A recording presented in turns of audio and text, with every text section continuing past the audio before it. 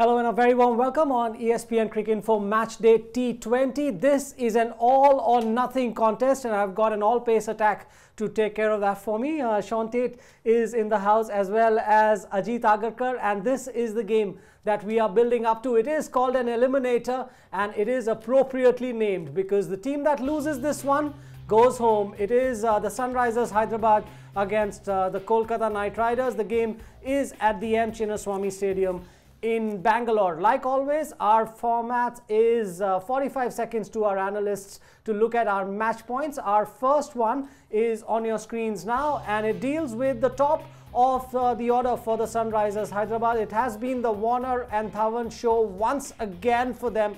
Remember how important it was in their run to the title last year. These are some numbers on your screen before Sean and Ajit get into this conversation. Look at the percentage of team runs that they've scored, and for the top two run scorers of any team, it's 12% higher than Gambhir and Pandey, who are number two on that list. Ajit, if you've got that sort of service in, you can look at it two ways. One, no one else is contributing as much as they should be.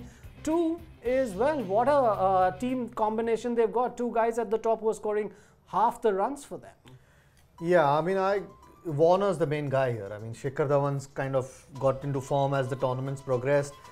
But while that can be a real advantage, you can look at it two ways, that it's maybe the other guys haven't done as much or they haven't had to do as much because of these guys having got the majority of runs. Hyderabad more so than some of the other teams, or the other three teams that are in the playoff, have been overly dependent on Warner through this tournament. The good thing for them is he stood up when it's counted, whether to get them through the playoffs. Every time there's been pressure, Warner stood up, and fortunately Dhawan's supported him. They'll have to do it twice more if Hyderabad have to have a chance, because the rest of their batting looks a little bit thin, and that's why they probably should get Williamson back in. Yes, we'll talk about that as we go on, but Sean, just look at it from the perspective of a fast bowler or someone who's got the new ball for the opposition team in a situation of this kind. You know, you get through to these two early and you've got a real shot of restricting the opposition. Yeah, well, I don't think we've seen that this tournament. I don't know if I don't know what plans teams have had to guys like Warner and Dhawan, but I think KKR's challenge is going to be coming up with a plan to David Warner. It hasn't worked for anybody so far. He's been amazing this tournament. The last time these two teams played, he got 126 off 50 odd balls. So he likes to look at their bowling lineup. That's for sure. And Dhawan just complements him pretty well. You were saying, like, he came good towards the second half of the tournament. He's now complementing him well. He bats around David a little bit.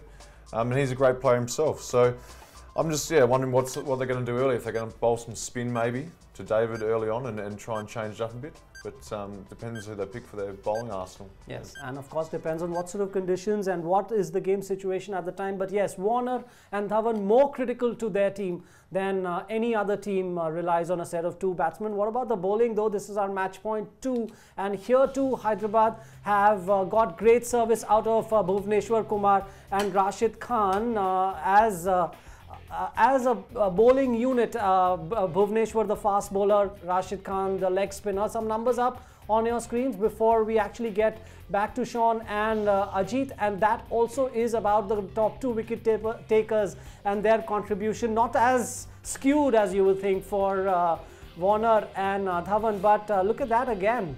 Rashid Khan and Bhuvneshwar Kumar, Sean, as a combination doing the job for them, and they're also very good with the economy rates. These two are going to be critical in this game.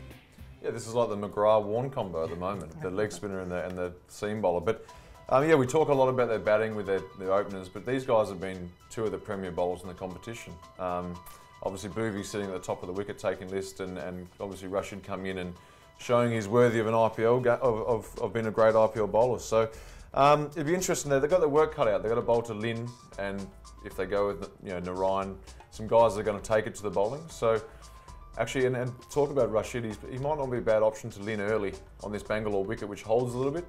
So he actually might be thought of to bowl over to Lynn to try and change his rhythm up. Yes, this is the first time I have to say that I've seen a tearaway fast bowler like Sean Tate actually do that with the little leg spinners action, They're right? just in the studio. Just in the studio. exactly. Probably didn't bowl too many of those. However, Rajit, they've also got, I mean, yes, it's been about these two, but they've also had great service out of Mohammad Siraj as well as Siddharth Kaul every time he's got an opportunity. So they're a well-rounded nature to this attack. Nehra's out of the tournament, but Hyderabad have more than enough in reserve. Yeah, and Nabi, Yes. when he's come in. You know, I think Siraj and Kaul have helped their cause because Nehra being out was a big blow to them. He was one of their main guys last year when they won the tournament. Again, does the dirty job, bowls with the new ball, and at the end, so they needed someone, and they found two guys who they can use at in different games. With these younger guys with less experience, they are bound to have bad games. And more experienced guys go for runs in T20 cricket. But with Bhuvi, they needed someone towards the end of the innings as well, which sometimes Kaul is doing the job, who's probably bowls a lot more at the death than Siraj, but so does Siraj. So that's been a big plus. And you need 4 good bowlers, and the 5th one you can somehow get service out of the rest of your guys.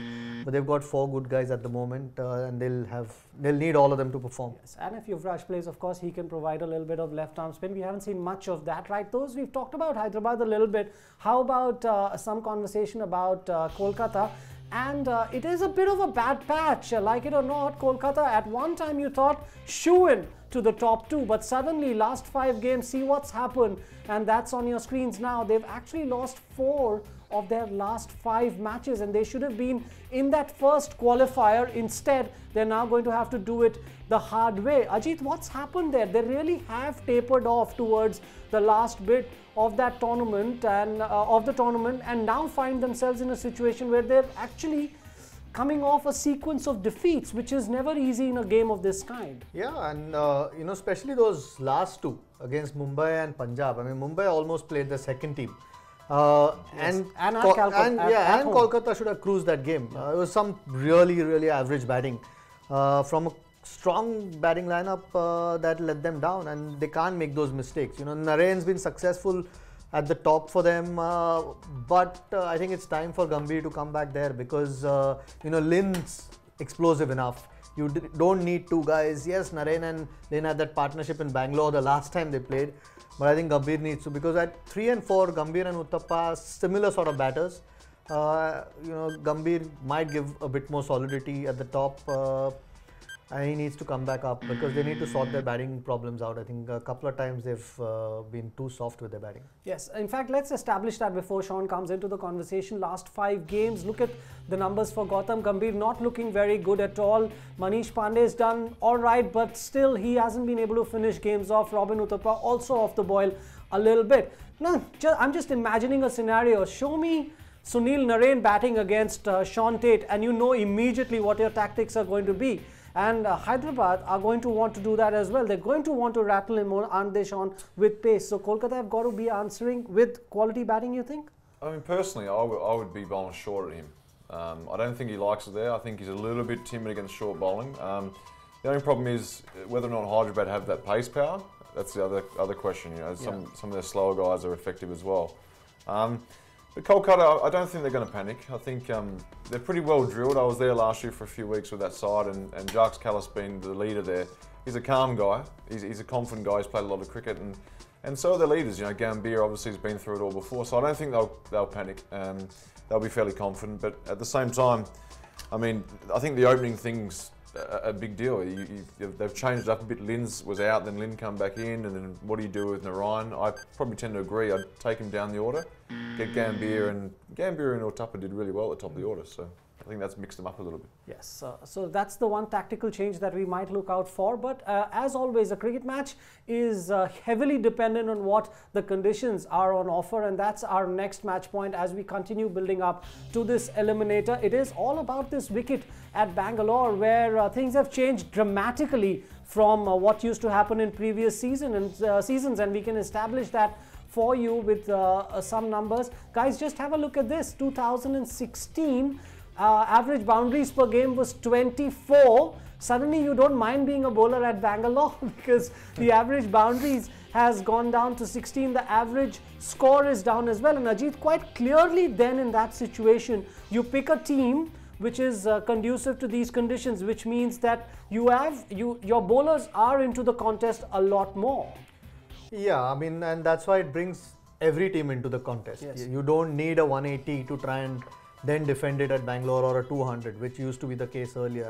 I'm quite happy being a former bowler that there is something in it. I mean, that's why it'll be an interesting thing. I mean, of course, the team would have had a look at the pitch, but it'll be a tough call to make if you win the toss, whether you chase, which traditionally has been the case, except for this season, or you bat first, you know, in a final. So, again, both teams then have the attack to exploit those conditions, so the batting will have to work harder. And at this point, Hyderabad have batted a lot more sensibly than Kolkata in their last couple of games, although they have the personnel. Yeah, it could well end up being who bowls better on the night. Yeah, as a former fast bowler yourself, just like Ajit mentioned, when conditions change dramatically at what is a small ground and allow you to get into the game a lot more, what sort of plans do you come into a game of this kind with? Yeah, because the wicket's changed, I mean, sometimes it actually comes into the fast bowler's favour, because if it's a slower wicket, you can sort of bowl stump to stump, bowl straighter, bowl a back of a length, and the ball doesn't come on as much, especially at a place like Bangalore, where the ball seems to travel into the distance there, and smaller boundaries and whatnot. So sometimes a slow wicket can help the fast bowlers, although the spinners have done pretty well this tournament in Bangalore, and the pitch has held up a little bit. So it'll be interesting to see which side that will suit more. Like, David Warner's actually played the spinners pretty well. Gambhir's going to be important, because I think Gambhir can get after the spin as well. Yeah. So it'll be interesting, yeah. Yeah, that's the thing with that pitch, though. I mean, it can help seamers and the spinners. So that's when both teams stay in play. I mean, Kolkata probably have the better spin attack overall, if you leave Rashid out from the only guy. So, you know, it balances the game really well. Kolkata have lots of spin bowling options, but hold on to what that team is going to look like, because Ajit's 11 will come up a little bit later. We've got our experts to pick their 11s for the game. So Sean's not just bowled leg spin on the show, he's actually picked an 11 as well. He's been quite busy doing lots of things for us. Let's put the 11 up now. This is Ajit's 11 for the Kolkata Knight Riders that he's gone with. Nathan Coulter-Nile is in that 11. We're not quite 100% sure about what the fitness report there is, and also that toss-up between Rajput and Chawla. Right, Ajit, talk us through this team. Yeah, Chawla, I mean, the option of Chawla only if the conditions demand it. Otherwise, Rajput would, again, like we spoke before, it could very well be that the seamers are equally effective because the ball holds on to the pitch. I just feel Coulter-Nile will offer more with the ball than de Grandin is done so far. And batting, they have enough batting which needs to take responsibility a bit more than they have in the last few games. And Coulter-Nile can tong the ball towards the end of the innings as well. So you don't need that extra batsman in de Grandin. So look, otherwise it's a formidable team. They just need to put one performance together, which they haven't been able to in the last couple of games. But it's quite a formidable team, that one. Yes, it is your former team, of course. Ajit, quickly before I go to Sean, actually, Yusuf Pathan, huge figure in that middle order. He's had a couple of games in which he's come in from a situation where he could have finished games for them and failed. This is as big a game as they come. Yeah, I mean, and he's one of the experienced guys, so he needs to do it. And I think he was one of the guys who had a soft dismissal last time, or his approach was pretty poor, the way he approached the game. So yeah, he needs to step up, because there's not that one player on the list at the moment that you sort of like, we need more out of that guy. Yeah. That one player that's standing out, they need more out of in the field as well. Yeah, definitely Pathan. Yes, Surya Yadav also available, but but perhaps for this game, in my opinion, Gambhir needs to open though. Yes, that seems to be the consensus. I'm not sure if television studios are influencing playing 11s though, unfortunately. We'll see what Hyderabad's 11 looks like, because there are a few choices that Tom Moody and his coaching staff have to make. But the interesting one that Sean Tate's made for this one is that he's actually dropped an Aussie for a New Zealander. How often does that happen? It's a mistake. Kane Williamson comes in, but you've gone obviously for the quality in batting, because there is a certain sort of fragility to this batting order. Sean, talk us through this 11 that you've picked. Well, I just think they've got the bowling options there. Even if Yuvraj, if he's fit, if he's going to play, he can give you an option as well. Yeah. Enrique's bowling hasn't been that effective. They haven't used him that much. I think he bowled 1 over last game. So And his batting hasn't been fantastic. Where I think Kane Williamson was pretty good. Oh yeah. I like the way they were playing when he was in that team. He's a bit of a rock. He's a bit of a glue in that side, especially they lose an early wicket with one of their big gun openers, and Kane Williamson comes in as a bowling lineup. It's like, all right, how are we going to get this guy out now? So, yeah, it's a pretty good side. I think Yuvraj has got to, if he's fit, obviously he's going to play. He's dangerous, and he's had a pretty good tournament as well. Yeah, and of course Williamson can bowl a couple of overs if you like. I don't know about that. Don't get Let's not talk the Kiwi up too much. Yes, let's not get him to do too many things. All right, thank you so much to Sean Tate and Ajit Agarkar. Quickly, guys, you have a gut instinct about this one? You know what, I like KKR, but I've got a feeling that Hyderabad are going to win this. Oh, wow. Yeah, well, I think Kolkata is a better all-round team. Hyderabad have a better captain at this point, I think, who's standing up. Tough one.